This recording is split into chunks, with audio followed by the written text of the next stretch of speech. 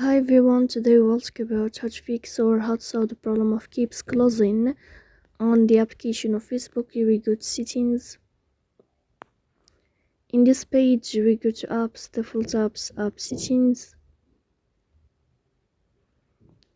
In this list you will scrolling down until you find this window of Facebook. You will find it here in this page.